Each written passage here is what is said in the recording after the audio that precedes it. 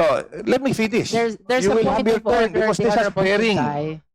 This is not an allusion Order. to prejudge the veracity of the allegations. Honorable Suntay, there is a point of order. This is also a And point that of order, enjoys the Madam highest Chair. hierarchy Of, among all the what is motions. the relevancy of this? Madam Chair, the speech of our distinguished colleague is absolutely relevant to the question of sufficiency of form and substance in the matter. And more importantly, my understanding of what he's stating today is that he's probably accusing members of Congress, members of the House Committee on Justice, as receiving payments for the implementation of our mandate in the impeachment proceeding. So, which is which, Madam Chair? So I think his speech is out of order and this should be decided promptly by the committee.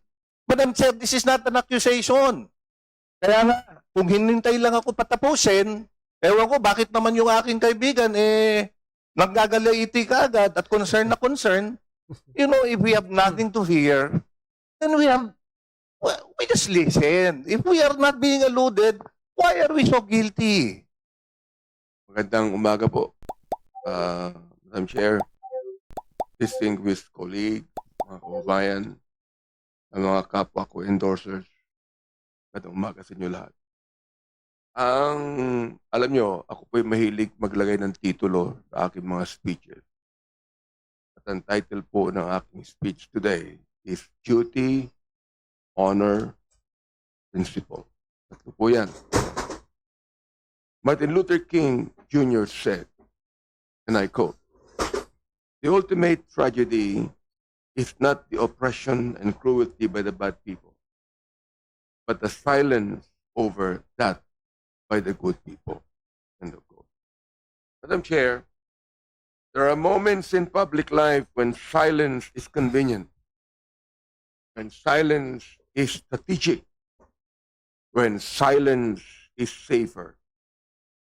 But there are also moments when silence becomes complicity, when to look away is to participate, when to remain quiet is to permit the erosion of the very Constitution we swore to defend. I endorse this fourth impeachment complaint with Congressman Paulo Ortega, not out of anger, not out of partisanship, not out of personal animus. I endorse the fourth impeachment complaint because the allegations before us are grave and quite serious. Because they strike at the heart of constitutional order. Because they involve the alleged misuse of hundreds of millions in confidential funds. Because they involve sworn affidavit, COA finding, documentary irregularities, and most chilling of all, public admission that if true, undermine the sanctity of lawful succession and the stability of government. We are not here to convict.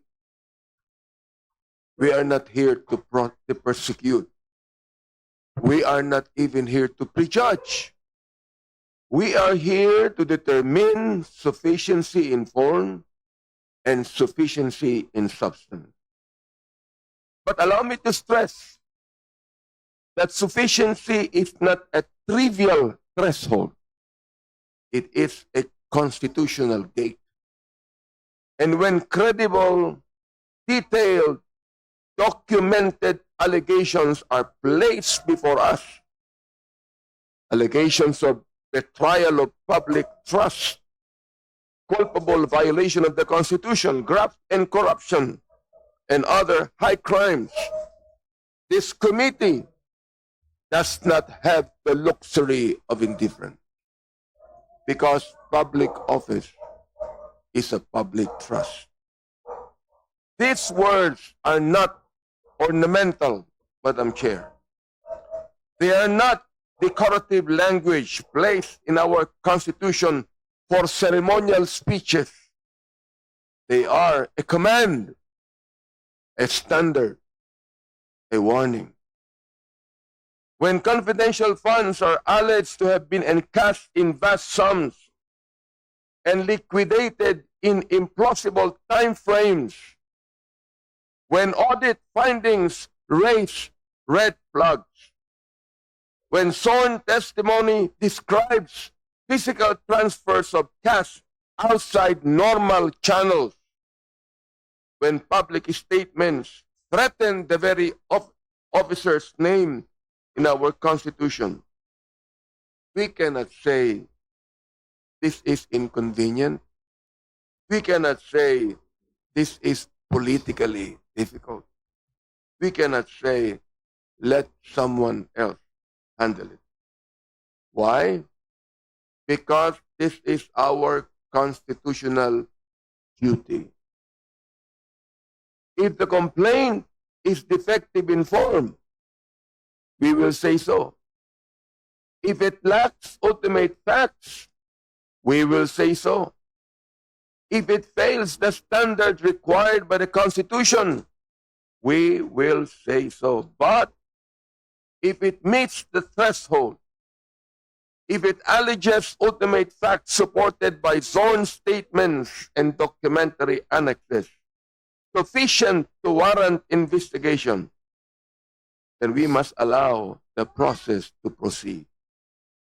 For the power of impeachment, Madam Chair, my dear colleague, is not a weapon. It is a safeguard. It is not vengeance. It is accountability.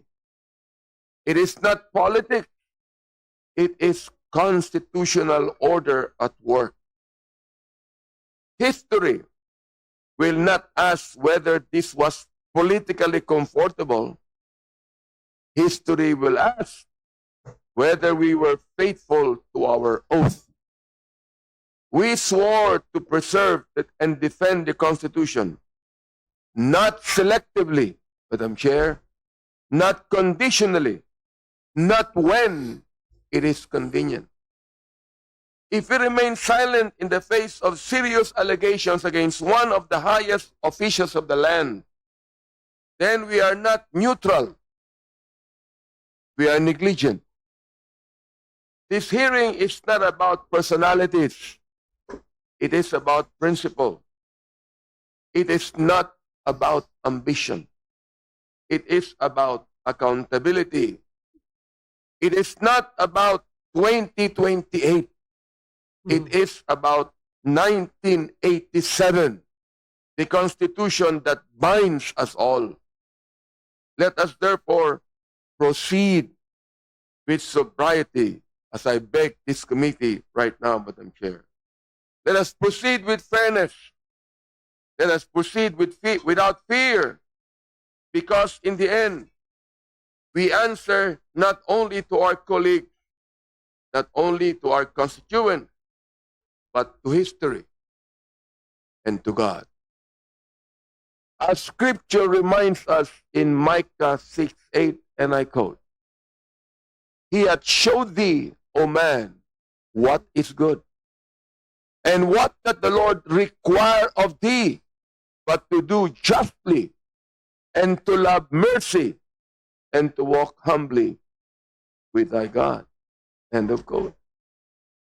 Madam Chair, my dear colleague, may we do justly, may we love mercy, and may we walk humbly as we discharge this solemn constitutional duty. Ay maraming salamat po, Madam Chair. Madam Chair.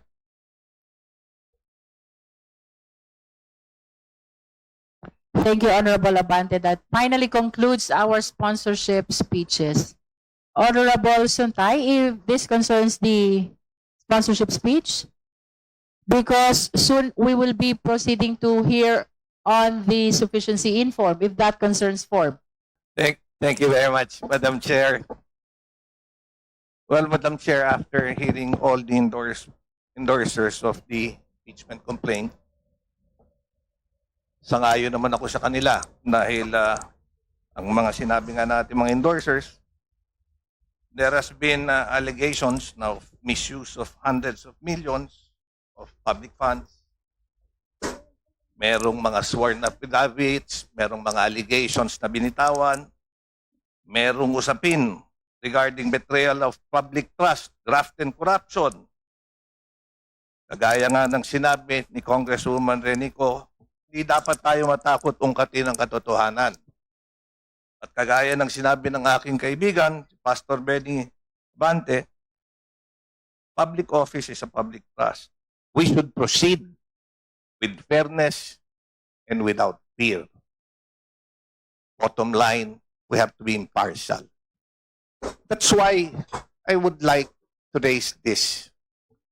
In the light of serious allegations contained in a joint affidavit issued last February 23, that has been reportedly transmitted to the Office of the Ombudsman. There have been allegations that some members of Congress nakatanggap ng envelope, nakatanggap ng maleta. Ito'y naibigay, kung hindi sa opisina, sa townhouse. No, let me finish. There's You a will have point your of turn order, because the this is Honorable bearing. Santay. This is not an allusion Order. to prejudge the veracity of the allegations. Honorable Santay, there is a point of order. This is also a And point that of enjoys order. the highest Madam Chair. hierarchy Of, among all the what is the motions. relevancy of this speech? No. Magulo na. Madam Chair, this is very relevant because we are Please, Honorable Santay, please wait until he finishes with his point of order. The Honorable Terry Ridon is recognized. Kindly use a microphone which is okay. Madam Chair, the speech of our distinguished colleague is absolutely relevant to the question of sufficiency of form and substance in the matter. And more importantly, my understanding of what he's stating today is that he's probably accusing members of Congress, members of the House Committee on Justice, as receiving payments for the implementation of our mandate in the impeachment proceeding. So, which is which, Madam Chair? So I think his speech is out of order and this should be decided promptly by the committee. Okay, we heard the basis of the point of order of the Honorable Terry Ridon. Now we shall hear the answer of the Honorable Suntay. Yes, Madam Chair. Ang problema sa Kindly kaibigan ko, justify the relevance of your He is statement to the jumping the current gun. impeachment proceedings. he is jumping the gun. This is actually relevant not only in the determination of form and substance. This is relevant in the impartiality, in determining the impartiality of this hearing, which is very important. Madam Chair, this is not an accusation. Kaya nga, kung hinintay lang ako patapusin, ewan ko bakit naman yung aking kaibigan, naggagalaiti ka agad at concern na concern. You know, if we have nothing to fear, then we just listen. If we are not being alluded, why are we so guilty? So let me finish. The issue here is not to prejudge the veracity of the allegation. However, given the gravity of the claims and the potential impact on the credibility of the committee's proceeding, ang gusto ko maging malinaw lang po, hindi ko hinuhusgahan yung aking mga kasamahan o ipagpalagay na totoo ang mga aligasyon. Hindi rin po ito personal na laban sa sino man sa inyo. Sa katunayan, ang layunin ko ay kabaligtaran upang protektahan ang bawat isa sa inyo. Mabigyan kasi may listahan na nilalabas eh. Ang gusto ko po sa ganitong pagkakataon, Madam Chair, naniniwala ako na mas mabuti na tayo mismo ang magharap at maglinaw ng issue. Kaya maging kaysa maging bulong-bulungan pa ito. Bigyan natin ng pagkakataon bawat membro ng committee. Pagkakataon mismo na mag-assess ng kanilang sitwasyon or if they can be an impartial member of this committee. Yun lang. Kung sa tingin nila, they can be an impartial, then let's proceed. However, if they think that baka pagdudahan sila at pagdudahan yung lalabas dito na resulta, then let's allow them if they want to recuse. Honorable Suntay, with all due respect, unless all your manifestations have complete relevance to the current impeachment proceedings, you're enjoined by the chair to proceeding to your manifestation. That's why, Madam Chair, So ordered. Madam Chair, my point is just to, Honorable If you could- Sunta, you are enjoined already by the chair to cease from manifesting, Ayaw from po making usapan eh. manifestations which are totally irrelevant to our current proceedings. okay, thank you, Madam Chair, but as I Thank mentioned, you. this goes to the impartiality of the committee. You are Thank you assured very of the impartiality of the Justice Committee. Now we shall proceed to the determination of sufficiency in form. Thank you, Honorable Suntay.